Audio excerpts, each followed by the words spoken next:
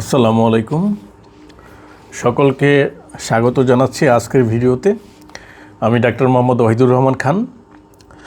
আজকে আমরা আলোচনা করব আমাদের 2026-এর অ্যাকিউট পালমোনারি এম্বোলিজমের আপডেটেড যে গাইডলাইন আমেরিকান হার্ট অ্যাসোসিয়েশন এবং American college of cardiologist joint committee, সেটার কিছু প্রারম্ভিক ব্যাপার নিয়ে কিছু বিষয় নিয়ে আমি আলোচনা করব।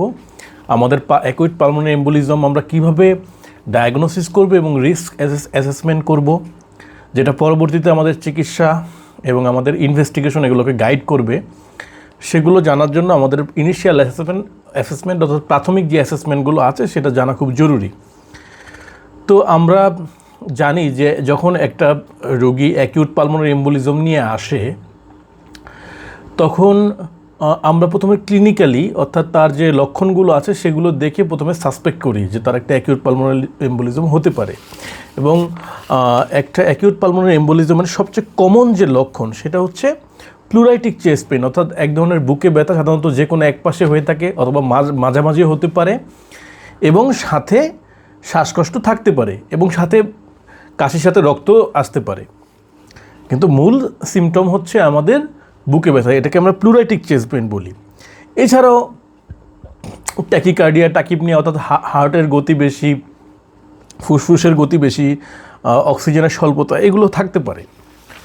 তো আমরা যখন ক্লিনিক্যালি একটা রোগীকে নির্ণয় করি যে তার অ্যাকিউট পালমোনারি এম্বোলিজম হতে পারে, তখন আমরা কিন্তু কতগুলি স্কোরিংয়ের মাধ্যমে যাই এবং এর মাধ্যমে আমরা প্রি টেস্ট প্রবাবিলিটি দেখি। অর্থাৎ পালমোনারি এম্বোলিজমের যে মূল ডায়াগনস্টিক টেস্ট অর্থাৎ ইমেজিং বা রেডিওলজি বা সিটিপিএ আমরা বলি, আরও কিছু পরীক্ষা আছে, সেগুলো করার আগে আমরা আদৌ সেই পরীক্ষাগুলোতে যাব কি না, কারণ এগুলো খরচ সাপেক্ষ এবং অ্যাভেলেবল না। সুতরাং একটা পালমোনারি এম্বোলিজম আসলেই যে পরীক্ষা বা ইমেজিং করতে হবে তা নয়, সেটা করব কি না সেটা জানার জন্যই যে একটা সম্ভাব্যতা যে পরীক্ষাটা লাগবে কিনা সেটাকে আমরা প্রি টেস্ট প্রবাবিলিটি বলি।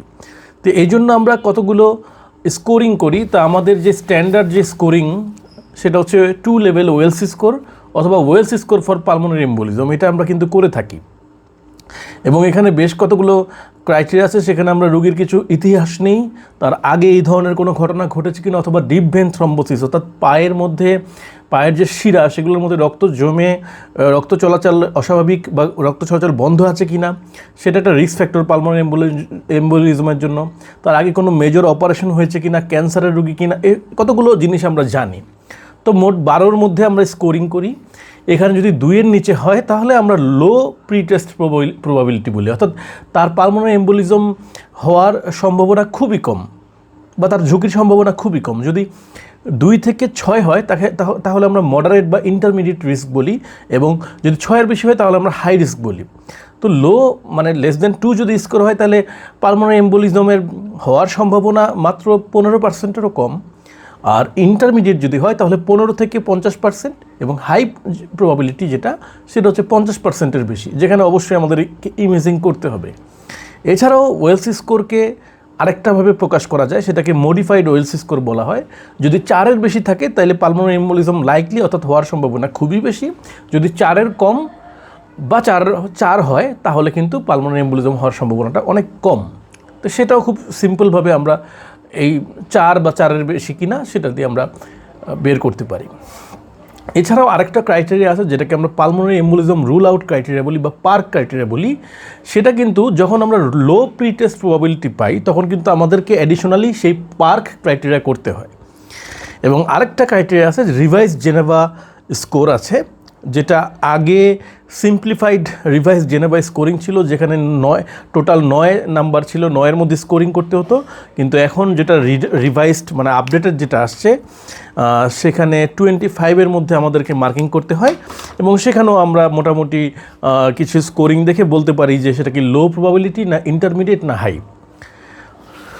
তো যদি লো প্রবাবিলিটি হয় অর্থাৎ 15%-এরও কম, তাহলে কিন্তু আমরা পার্ক ক্রাইটেরিয়াতে যাব। পার্ক ক্রাইটেরিয়াতে কিছু পজিটিভ ক্রাইটেরিয়া আছে, যেমন 7-8টা ক্রাইটেরিয়া আছে, যেমন এইজ 50-এর বেশি, 50-এর কম কিনা, হার্ট রেট 100-এর কম কিনা, কোনো মানে কাশির সাথে রক্ত যায় না, ডিপ ভেন থ্রম্বোসিস বা পায়ের যে শিরা সেগুলো ফুলে ওঠে না, বা এই জাতীয় অর্থাৎ যেগুলো পজিটিভ যে সিমটমগুলো আছে সেগুলো যদি থাকে, তো এরকম আমাদের 8টা সিমটম আছে, যদি সবগুলোই পজিটিভ থাকে তাহলে কিন্তু আমরা পালমোনারি এম্বোলিজমকে পুরোপুরি রুল আউট করতে পারি, অর্থাৎ পালমোনারি এম্বোলিজমের সম্ভাবনা পুরো জিরো। ঠিক আছে, তো আমি আবারও বলছি, যদি লো প্রবাবিলিটি থাকে তাহলে আমরা পার্ক ক্রাইটেরিয়া করব, যদি সেখানে সবগুলো ক্রাইটেরিয়া আমাদের ফুলফিল হয় তাহলে পালমোনারি এম্বোলিজমকে আমরা বাদ দিয়ে দিতে পারি। এরপরে আমরা যদি ইন্টারমিডিয়েট প্রবাবিলিটি হয় অর্থাৎ 15 থেকে 50%, তাহলে আমরা ইয়ার্স অ্যালগোরিদম করি। এই ইয়ার্স অ্যালগোরিদম আপনারা মেডক্যালকে পেয়ে যাবেন, যারা ডক্টররা বা মেডিকেল শিক্ষার্থীরা যারা ব্যবহার করে থাকেন।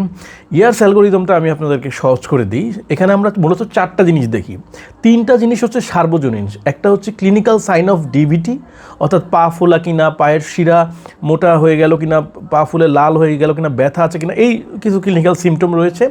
2 নম্বর হচ্ছে রক্ত যায় কিনা কাশির সাথে, যেটাকে আমরা হিমোপটাইসিস বলে থাকি। এবং 3 নম্বর হচ্ছে pulmonary embolism most likely diagnosis. এই 3টা আমাদের মূল ক্রাইটেরিয়া। তো মোস্ট লাইকলি ডায়াগনোসিস কীভাবে বললাম, কারণ আমরা তো এই ইয়ার্স অ্যালগোরিদম করার আগেই তো আমরা সেই জেনেভা স্কোর, আমরা সেই ওয়েলস স্কোর এগুলো তো করে এসেছি। তো সেখান থেকেই কিন্তু আমরা পালমোনারি এম্বোলিজম লাইকলি না আনলাইকলি সেটা কিন্তু আমরা অলরেডি জানি, সেটার পরেই তো আমরা ইয়ার্স অ্যালগোরিদম করছি। তো ইয়ার্স অ্যালগোরিদমে এই যে 3টা ক্রাইটেরিয়া বললাম, এর সাথে অ্যাডিশনাল একটা ক্রাইটেরিয়া প্রেগনেন্ট লেডিদের ক্ষেত্রে যোগ হবে। সেটা হচ্ছে যদি clinical sign of deep vein thrombosis থাকে তাহলে কিন্তু আমরা additionally compression leg vein ultrasound করব, অর্থাৎ যে সিমটোমেটিক লেগটা আছে সেটার কম্প্রেশন আল্ট্রাসাউন্ড করে আমরা যদি অ্যাবনর্মাল পাই তাহলে আমরা সরাসরি অ্যান্টিকোয়াগুলেন্ট শুরু করে দিব। সেক্ষেত্রে ডি ডাইমার করার কোনো প্রয়োজনীয়তা নেই। ঠিক আছে, তো উল্লেখ্য আমরা ইয়ার্স অ্যালগোরিদমে এই 3টা ক্রাইটেরিয়ার মধ্যে যদি সবগুলো ক্রাইটেরিয়া পাই অথবা একটা পাই, একাধিক পাই বা কোনো ক্রাইটেরিয়া যদি নাও পাই, তাও আমাদেরকে ডি ডাইমার অবশ্যই করতে হবে আমাদের পালমোনারি এম্বোলিজম পুরোপুরি রুল আউট করার জন্য।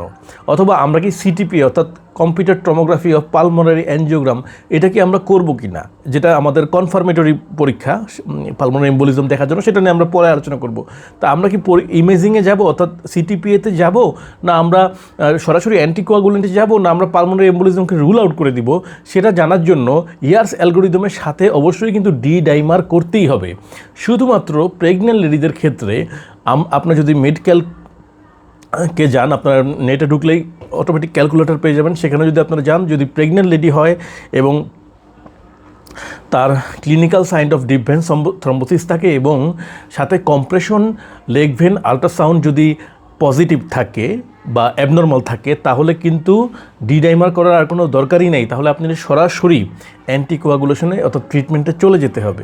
এটা একটা ব্যতিক্রম। ওকে, তো আমরা যদি ইন্টারমিডিয়েট প্রবাবিলিটি পাই অর্থাৎ 15 থেকে 50%, সেক্ষেত্রে আমরা ইয়ার্স অ্যালগোরিদম করব। ইয়ার্স অ্যালগোরিদমে আমি 3টা ক্রাইটেরিয়া অলরেডি বলেছি। আমরা যদি একটা বা তার বেশি পাই এবং সাথে ডি ডাইমার মোর দেন 500 ন্যানোগ্রাম পার ml হয়, আমরা এখন 500কে কাট অফ ধরেছি, আগে কিন্তু 1000কে কাট অফ ধরা হতো। যদি 500 অর্থাৎ একটু কমিয়ে আমরা আনি, 500কে যদি কাট অফ ধরা হয় তাহলে কিন্তু সেন্সিটিভিটি বাড়ে, এটার নির্ভরযোগ্যতা বাড়ে এই টেস্টটার। সুতরাং আমরা যদি কোনো ক্রাইটেরিয়া মেট করুক বা না করুক, ডি ডাইমার আমরা করব। যদি এমন হয় যে কোনো একটা বা তার বেশি ক্রাইটেরিয়া মিট করেছে এবং ডি ডাইমার 500-র কম, তাহলে কিন্তু পালমোনারি এম্বোলিজম আমরা ডায়াগনোসিসকে রুল আউট করতে পারি, অর্থাৎ পালমোনারি এম্বোলিজমের সম্ভাবনা আমরা বাদ দিতে পারি। অর্থাৎ এখন ডি ডাইমারটা কত ইম্পর্টেন্ট, আপনার এই 3টা ক্রাইটেরিয়ার মধ্যে 3টাও যদি থাকে কিন্তু ডি ডাইমার 500-র কম থাকে, তাহলে কিন্তু পালমোনারি এম্বোলিজম আমরা ধরবো না, আমরা ওইদিকে আর যাবই না। আবার যদি কোনো ক্রাইটেরিয়াই মিট না করে কিন্তু ডি ডাইমার 1000-এর বেশি থাকে, তখন কিন্তু আমাদেরকে সিটিপিএ করতে হবে।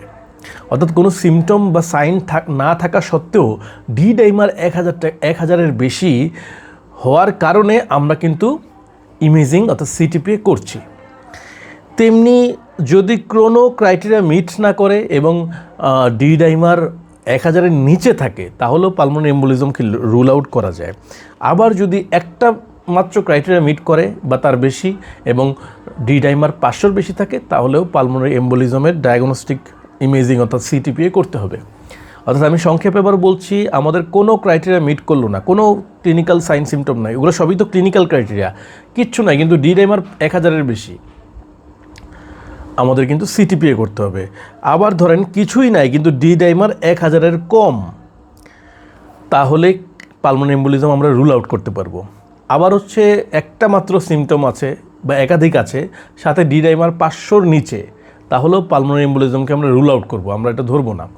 আবার যদি একটা বা তার বেশি সিমটম থাকে কিন্তু ডি ডাইমার 500-র বেশি, তাহলে কিন্তু পালমোনারি এম্বোলিজমকে আমলে নিতে হবে এবং সিটিপিএ করতে হবে। অর্থাৎ ডি ডাইমারটা এখানে একটা ইম্পর্টেন্ট ফ্যাক্টর হিসেবে কাজ করছে, এক্সেপ্ট প্রেগন্যান্সির একটা ক্ষেত্র ছাড়া।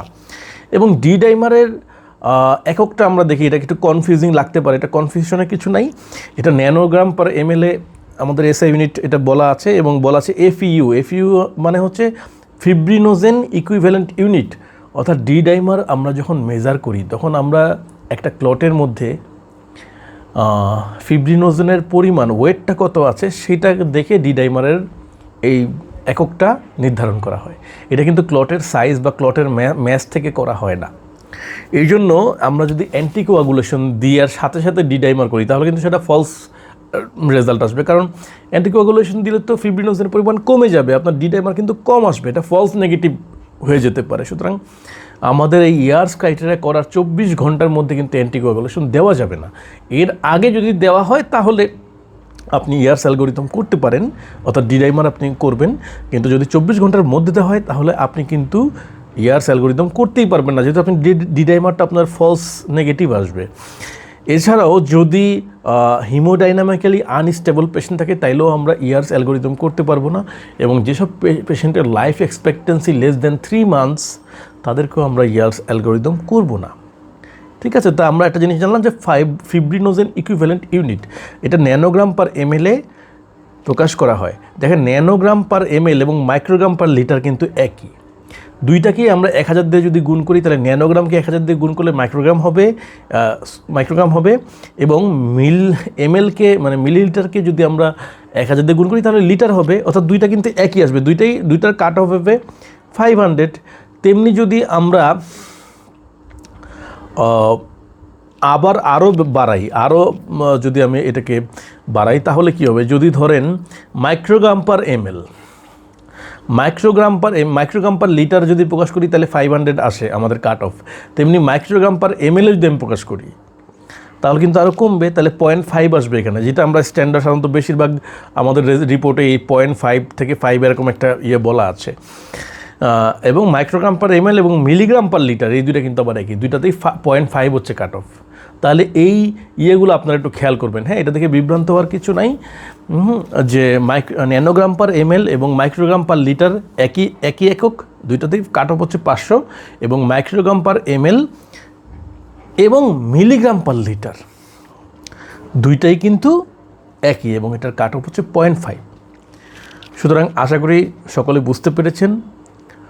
সকলের কাছে অনুরোধ থাকলো চ্যানেলটি সাবস্ক্রাইব করবেন, এবং যে কোনো রেসপিরেটরি মেডিসিন সম্পর্কিত জিজ্ঞাসা আপনারা কমেন্টে জানাবেন, এবং ভিডিওটি কেমন হলো সেটা অবশ্যই কমেন্ট করে জানাবেন। ধন্যবাদ সবাইকে।